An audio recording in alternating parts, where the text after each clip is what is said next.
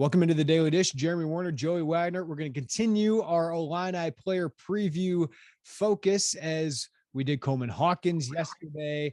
And another big returner, Joey, is RJ Melendez. Not nearly as proven, not nearly as much experience as Coleman Hawkins, but probably equally tantalizing as what he could become with a bigger role, given the flashes of talent that we saw last year. I mean, we know we have high expectations for RJ Melendez. And from the outside, if you're not around Illinois, that might be odd, given that he only averaged 3.8 points, only played 22 games last year. But he is exciting. And the only things that slowed him down towards the end of the year maybe was the emergency appendectomy that kind of took him out of play right as he was starting to find his form. And some fans would argue Brad Underwood siding with the older guys, but that's he was going towards RJ Melendez during that time, but certainly a former top 100 prospect who is really, really intriguing. Yeah, part of me is always going to wonder what that last stretch of the year would have looked like had he not had that emergency appendectomy, because he was getting playing time, which was a big thing. I know a lot of people wanted. He ended up in the rotation, 3 straight games playing in double figures minutes. The one he didn't was Michigan State, and then the appendectomy happens. And he never really kind of got back. There were only 2 games, the finale against Iowa, the Big Ten tournament against Indiana. He did not play against Chattanooga, which was kind of challenging to understand, just call it what it is. And then he played 20 minutes against Houston. So, but in those flashes, a long-winded way of saying that, like, you saw everything that they saw when they recruited him. He's incredibly long, which I don't know if you've heard this, Jeremy. Brad Underwood and his coaching staff are looking for length and long and athletic wings, and he's an incredible athlete. I mean, he is a really, really good athlete. I think he shot the ball fairly well from 3. You just got to see it all put together more. Like, how big is the sophomore jump?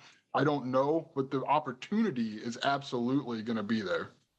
Yeah. And, last year you had those sophomores in the Big Ten take huge leaps, like Keegan Murray and Johnny Davis and Jaden Ivey. Now, those guys were coming from a much more grounded foundation of what they were in the Big Ten. All those guys were key players on the team the year before, just not the go-to guys. Maybe Ivy late in his freshman year.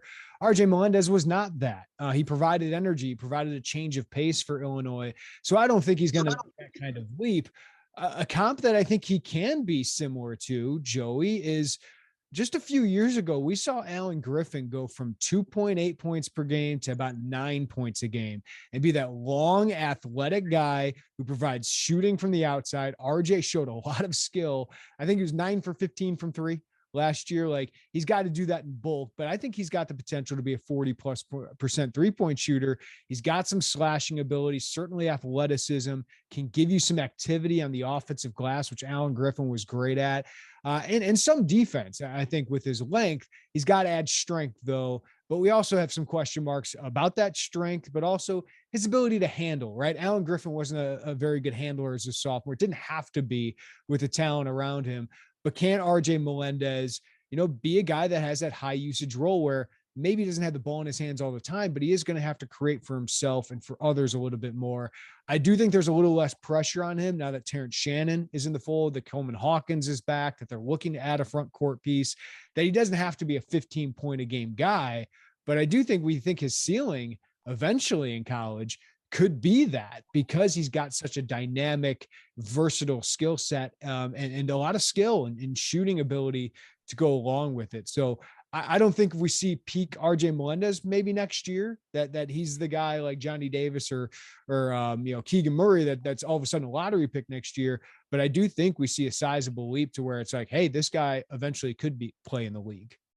Yeah, and he's talked about, to the ball handling point, he's talked about that being something he's focused on in the spring, which makes sense as you look at how this roster is constructed. Will they add another guard? Won't they? We don't know. But there's going to be, you can see a scenario, I should say, where he's asked to handle it a little more. And that doesn't mean look like a point guard, right? But it just means have that ability to do that, maybe get some actions where you can get some of those guards who are very capable off the ball and let him kind of do things. That's a step I think that he can take. But yeah, the comps of the sophomore, I get it.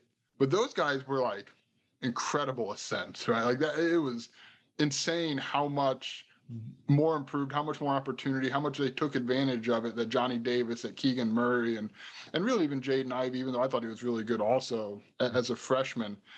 Like those are huge leaps. But I think the point we're saying is like there is a gap a jump you can take forward from freshman to sophomore year, and he has a lot of the physical traits that you can say, okay, maybe he can take a step forward, a large step forward. Will it be those guys? I don't know. That's a lot, right? That's a lot to ask.